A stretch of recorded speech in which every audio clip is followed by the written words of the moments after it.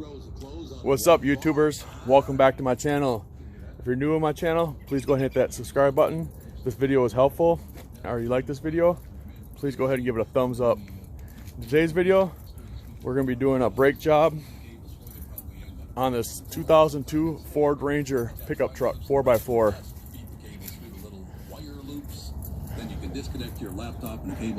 I'll show you what the customer complaint was.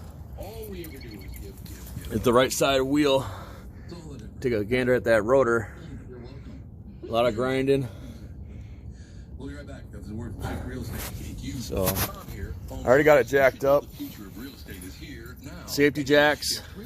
I'm gonna go buzz that tire off. I got that wheel off. For a little safety, it's nice to put that wheel underneath the truck just for an extra support, just in case if you're laying underneath there. The tire will stop that from crushing you. But it's a 19 millimeter. Take them lugs off. That rotor is ground down. The first indication to me is these sliders are stuck, non-greased. They're probably frozen. That or the calipers, the pistons froze. So there's something going on with it, but we'll get into it and kind of see what the diagnosis is. So there's two bolts that hold this caliper on. It's the size is 14 millimeter. 14 millimeter. There's two bolts. Bottom and top.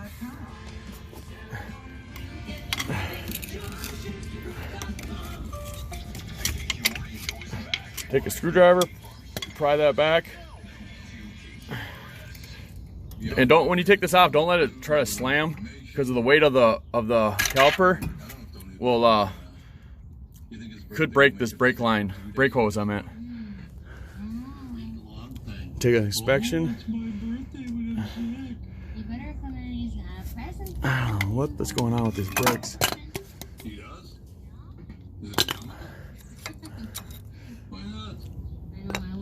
That's the outside brake pad right there. That's the issue. This brake pad was right on there.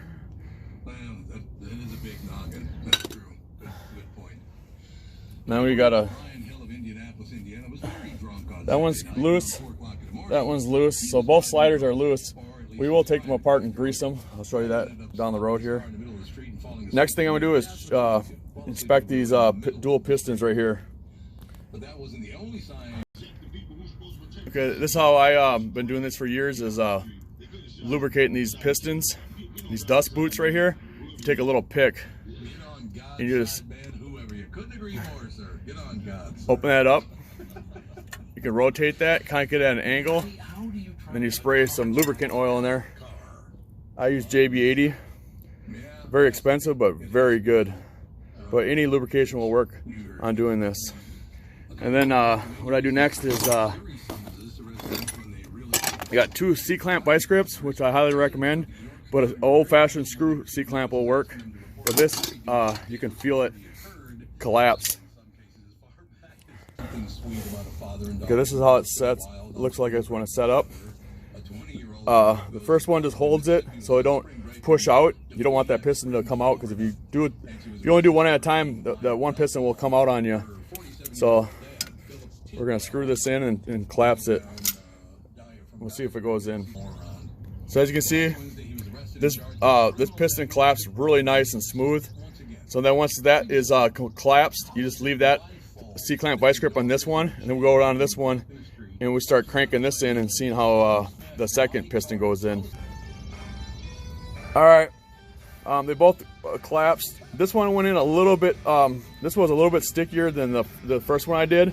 So that oil I got inside that dust boot, and me pushing in there, I'm not quite sure why this rotor, it happens time after time, it just gets hung up and that piston didn't go in equally. So we'll make sure we'll lubricate everything up really nice, especially them sliders down there. That's the movement of the brake caliper. That's very important. So now it's time to take off the rotor. A good reminder too is to make sure you hang that caliper up on something firm like that stabilizer bar I did, just so there ain't no there's no pressure on that brake hose. So, and then now I'm gonna get this caliper off. It's 15 millimeter. Highly suggest you use a 6-point socket on these older vehicles. But I'm gonna rip that down and see what it looks like. Well, folks, this is not going as planned. Old ass vehicle. Previous owner, somebody will over tighten these caliper bracket bolts. Rusted. I've been trying with the map gas, vice grip. Now I'm breaking out the big boy. So, yeah, mechanic work, you never know what you get yourself into until you get the wheel off. All right, the torch. Look at that, folks. Oxylene acetylene torch. Does it every time. Got her loose. That's what separates a good mechanic from a bad mechanic.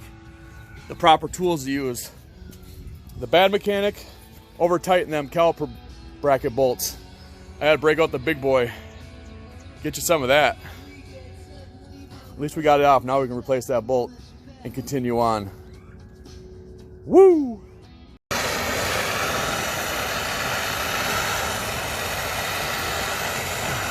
Gotta heat that top one up too also.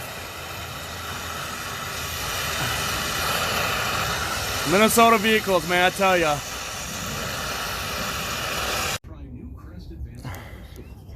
There's that bolt.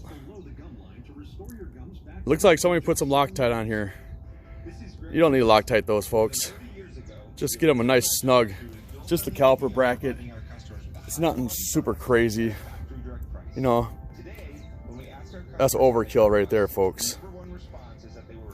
And a little hint, when you're working on these brakes, any vehicle, turn the wheel toward the side you're working on. So this one, you turn the wheel to the left and it kicks it out to the right so you can work on it. Makes it a lot easier for parts and stuff. So a little word of advice. So I had to go to the O'Reilly's and get the brake parts. Now I get a new bolt because you guys seen that one bolt that was just mangled. So they didn't have the right size, as you can see. So what you do is, I had an old lug nut, metric lug nut that fit the bolt as an M12 by 175, and you screw it on before you cut it off. So when you cut the threads off, you take the burrs with it. Let me see if I can show you guys here. You unscrew it like this, like so, and then you got clean threads. Now I gotta do the next one. I gotta measure that and do the same exact thing. Then I'll have two brand new grade 8 bolts, caliper bracket bolts. All right, cut that off. Thread cleaner. Voila. It's not perfect, but good enough. I cut off. I do mobile repair now, so I went and bought one of these Milwaukee 12 grinders. Boy, that's the cat's meow right there, folks. For mobile repair. A lot of power, multiple speeds. Get you some of that. All right, well, time to continue on and start to reassemble. Okay. Now, spend some time on your caliper bracket. A lot of people overlook it and just throw the brake pads on. You gotta take these apart. You gotta grease them. You got to make sure they work smoothly in and out. I use caliper grease. And then on the bolts, they put anti-seize on them, which is a no. Not anti-seize, I'm sorry. They put Loctite on them. You don't need Loctite, folks. They're big bolts. They get hot and a lot of friction, so I use actually anti-seize. So the next person that does the brakes has an easier time getting them apart. They're big bolts. They hold it tight, so... But yeah, then these hardware, the hardware kit, make sure you grease those up too, because that's where your brakes lay, and they slide back and forth, so it's real important. A lot of people just throw brake pads in, and then you'll wreck your brand new rotor or your used rotor, whatever you got. But this is a brand new one, so spend some time on prep work, folks. All right, I'll show you guys. I got the new bolts in. 1 and 2. You gotta make sure when you cut them, like I did, when you're engineering, you gotta make sure that clearance is between the rotor and the hub, that the bolt doesn't go through and hit the rotor. So you gotta make sure that you cut them off. So once you put it all back together, you drive down the road, you'll hear a grinding noise, and that's the bolts rubbing the back of the rotor. So it'd be best to buy the right size bolts, but this day and age, supply and demand is not all there, so you gotta be ingenuity. But there you go, the new rotor's on, the bracket's on. It's all greased up. I'm gonna grease up a little bit more now. Check, make sure you set oil, make sure them sliders are all slide. All right, make sure you put anti-seize or brake quiet on the back of your brake pads. Get the little tabs where they lay in. They do move around.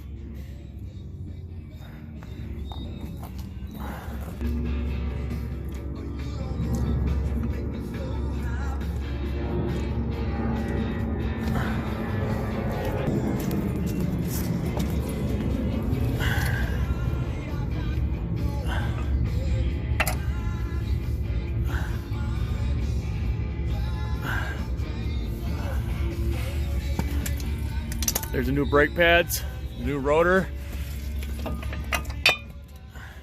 Oh, that fell off, but that's all right, because that's just, I haven't got the caliper on there yet, but that just lays back in there. But yeah.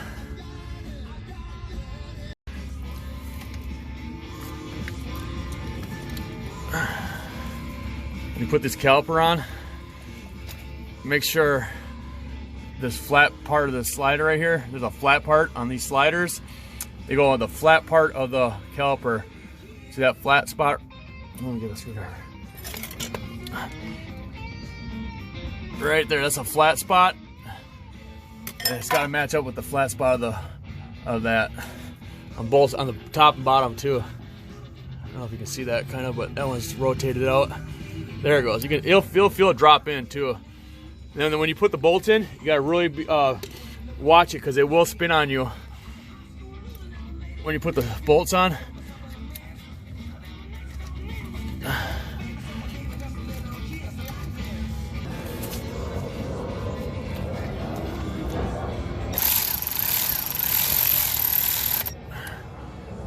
You don't have to over tighten those now. Them just gotta be snug.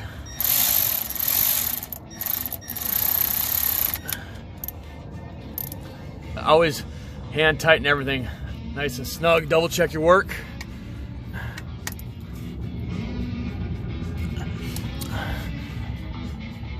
That's flat. That's tight. Everything's tight. That rotor should be loose like that, because the brake pads are pushed in. The caliper pistons are pushed in, so you're gonna have a loose rotor. That's a good sign. There's no binding there. You see how that caliper slides in and out? That's what you want. That's a good working brake system right there. Okay. That one's all done. Now I just gotta do the other side. Same procedure. Hopefully I don't need heat and stuff. Should just be a regular take off, take on. Thank God for the torches. But and then one very important note: when you get in the vehicle to take it for a test drive, to seat the brakes in, before you start the vehicle, you pump up the brake pedal until it gets rock hard, because when you push the caliper pistons in, all the fluid gets drained out. So you gotta build that pressure up. So you must, it's a must, pump that front brake pedal until it's rock hard. Then you can start it and engage it in gear.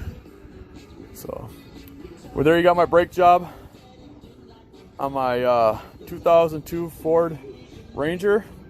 These will fit, this is mainly on different applications. They're all basically the same. So any question or comments, leave down below. And thanks for watching. And until next time, peace.